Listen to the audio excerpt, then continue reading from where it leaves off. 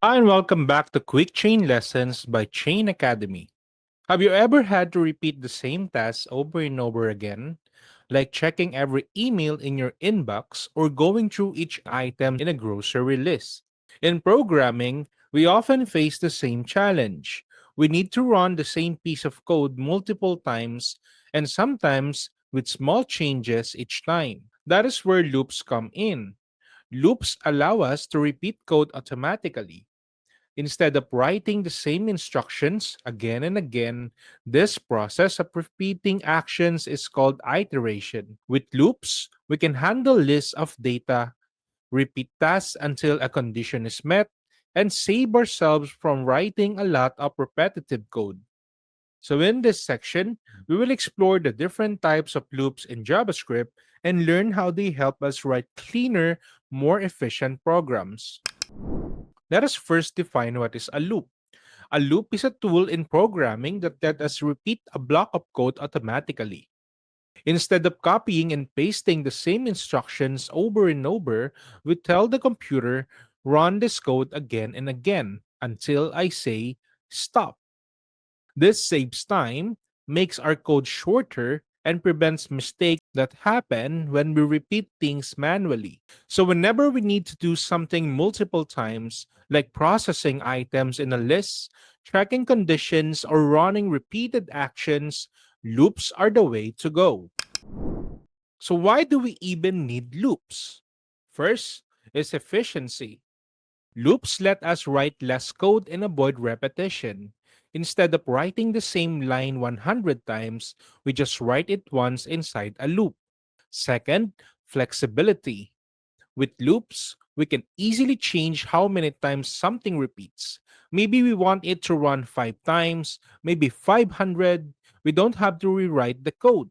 We just adjust the loop. And third, scalability. Loops can handle not just 10 or 100 repetitions, but even millions. That is how programs process huge amounts of data without breaking a sweat. So, in short, loops save time, make code flexible, and allow us to scale up easily. No matter which kind of loop you use in JavaScript, every loop has three main parts. First is the start. This is where the loop begins. Usually, we set a variable to keep track of the count. Second is the condition. This tells the loop when to stop. As long as the condition is true, the loop keeps running. And third is the update. This changes something each time the loop runs, often by increasing or decreasing a counter. So, in short, the start, the condition, and the update, these three parts are what keep a loop running in the right way, beginning at the right spot, stopping at the right time, and moving forward step by step. The first loop we will look at is the for loop. A for loop is best when you already know exactly how many times you want to repeat something. For example, if you want to print a message 5 times or go through a list of 10 items, the for loop is the perfect choice. It brings together the three parts of a loop: start, condition, and update, all in one line. That makes it compact and easy to use when the number of repetitions is clear from the beginning.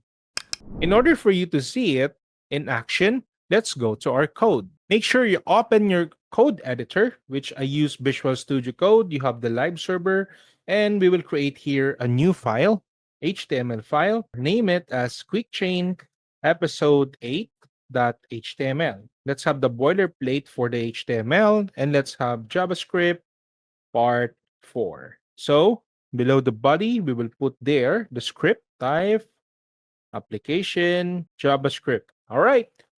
So, in order for us to start a loop, let's start here a for loop. Let's say, for example, for. That's the keyword for a for loop. And then let, which will be our starting point. Let's have letter I here as a variable that will contain or represent our starting point. And we will start on the count of 1. And then semicolon, we will have the stopper. So the loop will know when to stop. So let's have I representing the starting point we have. So if this I becomes bigger to 5, let's declare, then semicolon, let's increment the letter I plus plus means it will add 1 every time that the loop will pursue. So on the first loop, the starting point is number 1, and it will check if the condition is true. So it is still valid because 1 is not equal to 5 or 1 is not bigger to 5. And then it will execute the code and then it will increment because of the incrementation that we did in this third part of our for loop. Now let's have the statement, what logic you would like to repeat. And let's say, for example, we want to repeat console.log, and we will put here this is repetition, and we will right click this, open with live server. We will have the display. Let's right click, inspect. Let's have the console, and we will see this is repetition with the number 5. It means that you can see this 5 times. Let's have a comma here, and let's display letter I so we will know if this is really counting. Let's put the letter I variable here. So as you can see, this is repetition 1, then 2, 3, 4, and 5. So that's for loop in action. Now, the next type of loop is the while loop. A while loop is best when you don't know in advance how many times you will need to repeat something. Instead of running a fixed number of times, the while loop keeps running as long as its condition is true. That makes it really useful for situations where the number of repetitions depends on something happening in the program. For example, keep asking a user for input until they type the correct answer. So the key idea is for loops are for known counts, while loops are for unknown counts. Let's have a code in action. Let's comment the first code that we have here. So we will have a clean work environment. So we will have our next loop, which is while loop. You need to declare a variable which will serve as your starting point outside of the while keyword. So let's have here, for example, count equals to 1. We will use number 1 as the starting point, and then while, and then you set the condition. When will this while loop will stop? Let's have count here. When the count becomes equal to 5 or bigger to 5, then it will stop. But until then, we will execute this code, console.log, and let's say count is, and then we will also display the count. Now, you need to declare the incrementation inside of this while loop, because if not, you will notice that on the right side of my screen, which shows the browser, it continuously loading nonstop. It means that the while loop is not stopping because you're not incrementing the number. Therefore, the variable count is sticking to number 1. So let's have here count plus plus, then semicolon. Then let's refresh this browser. Let's open it in a new tab and let's right click, inspect. Let's go to console and you will see that the count is incrementing. So that's while loop in action. Now let's go to the do while loop. It works very similarly to the regular while loop but with one key difference. It will always run at least once. That is because the condition is checked after the first run, not before. So even if the condition is false from the very beginning, the code inside the loop still executes once before stopping. This makes do while loops useful when you need something to happen at least one time, like showing a menu, asking for input, or displaying a message before deciding whether to repeat. Let's have the code in action. Let's comment our previous code and let's create our do while loop. Let's have let num equals to 1. We will start at number 1 and we will have do, and then we will have console.log, and we will put here, let's say number is, and then our variable which will serve as our counter or starting point also, and we will have the incrementation, and then outside the do statement we will have while. Let's have num So until num is not equal to 5 or not bigger than 5, then this code will execute. But no matter what happens, this will execute at least once. So let's refresh. You will see number 1, 2, 3, 4, and 5. Now let's make it equal to 1. Then you will see that number is 1 is still executed even though the condition is already satisfied. So in other loops, if you do not use do while loop, this one will not show on our browser console. Next is the for of loop, which is more modern loop in JavaScript. The for of loop is specifically designed to loop over the values in something that is iterable like an array or a string. For example, instead of managing counters and indexes yourself, for of loop lets you directly access each value in the collection. This makes it simpler and cleaner when you want to work with the elements themselves, like looping through all the colors in an array or going through every character in a word.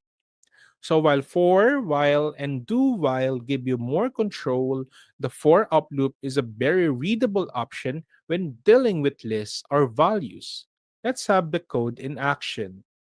So let's comment all of the things that we have here and let's have our new code. So we will start at let colors. This is an array. And let's say, for example, red. Let's have green. Let's have blue. Let's have yellow. And then we put semicolon in this part. Then let's have for. And then we will have let, a variable, color of colors.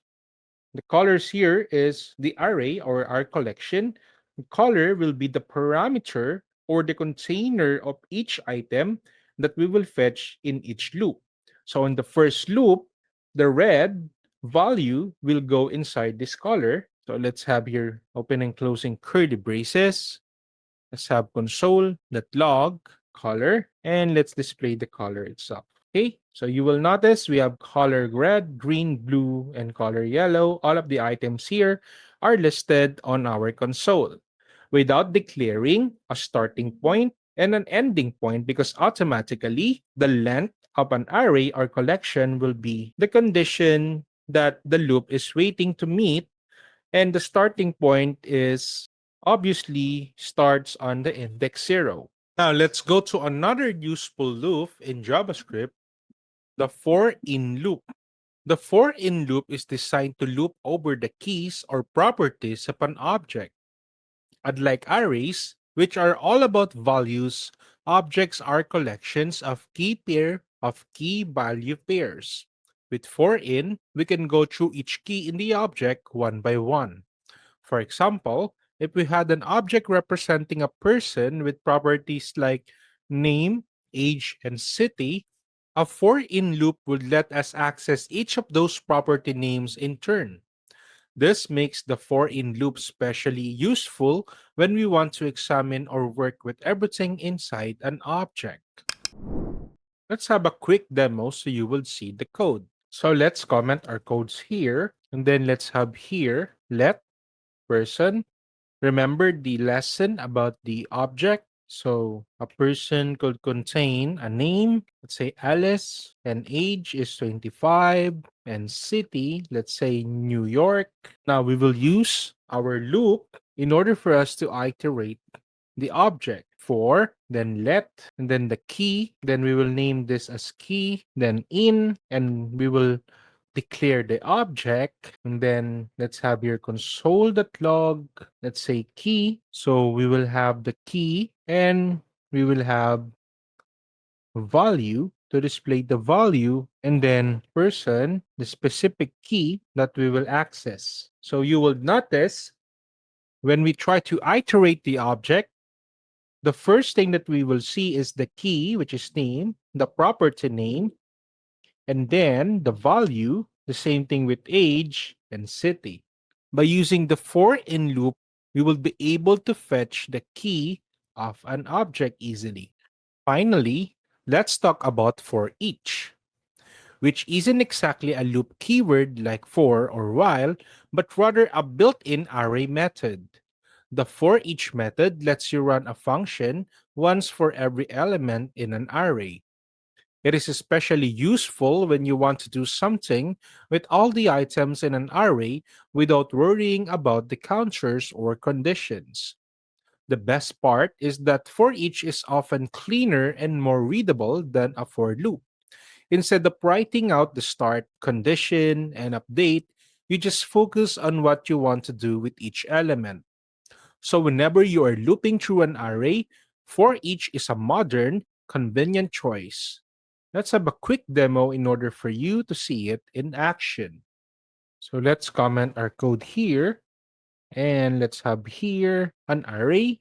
Let's say numbers equals to 1, 2, 3, 4, 5. And then let's have here numbers, the array. And then we will use period and we will declare for each. And then we will have a function here. We will have a parameter or a container inside of it. And we will have open and closing curly bracket or curly braces. And we will have the logic. Console.log, let's have number as a string to represent it, and then let us declare here num to show the real number. So we have number 1, 2, 3, 4, 5.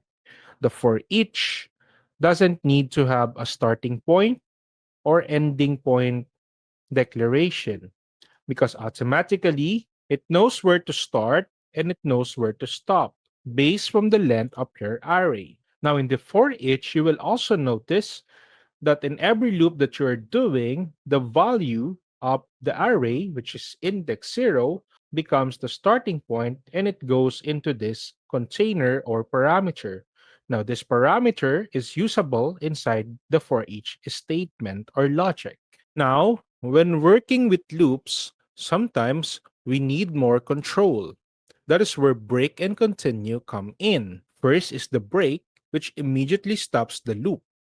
Once break is triggered, no more iterations happen. This is useful when you want to quit early as soon as a certain condition is met. For example, if you're searching through a list and find what you need, you can stop right there. Next is the continue. On the other hand, continue doesn't stop the whole loop. Instead, it skips the current iteration and moves straight to the next one. This is useful when you want to ignore specific cases but keep looping through the rest. In short, break ends the loop completely while continue skips just one step and keeps going. Let's have a quick demo in action in order for you to see it alive in code. So let's comment our codes here. And now we will have a for loop. Let's say we will iterate this array, numbers 1, 2, 3, 4, and 5. And then let's have for, let's have let, num, of, numbers. Now we will have a condition inside our loop. If num is equal to 3, we will console.log found 3 and we will break the loop. We will completely stop the loop when we reach the count of 3 for our num. Now, in order to solve the error here, let's make it correct. Let's remove the S here. Okay. So in this part, we will have another console outside the if condition. So we will see if the looping will stop when we hit the break keyword. Let's have here number and then num. Now you will see that the console.log is on the third loop, we will break the loop. So in order for us to break it, let's right here break, and you will notice that the loop number 4 and loop number 5 was not inside the console. It means that it did not proceed when we hit the break keyword inside this condition. Now let's go to the continue keyword, which we will skip an iteration. So on this part, we didn't display number 3 anymore because we have stopped the loop completely.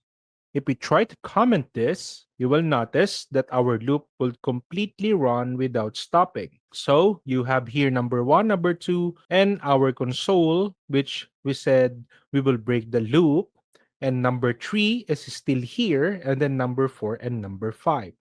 But notice, if I put continue here, it will skip number 3 iteration. You will see number 1, number 2. You will display found 3, of course, because of this. But you will not see number 3 here. It skips into number 4. If we try to remove the console.log, you will see it clearer. So number 1, number 2, but no number 3, but you have number 4 and number 5. So that is the difference between break and continue. Thank you for joining me here in Quick Chain Lessons by Chain Academy. If you want to support us, follow us on our social media platforms or visit our website at www.chain-academy.io.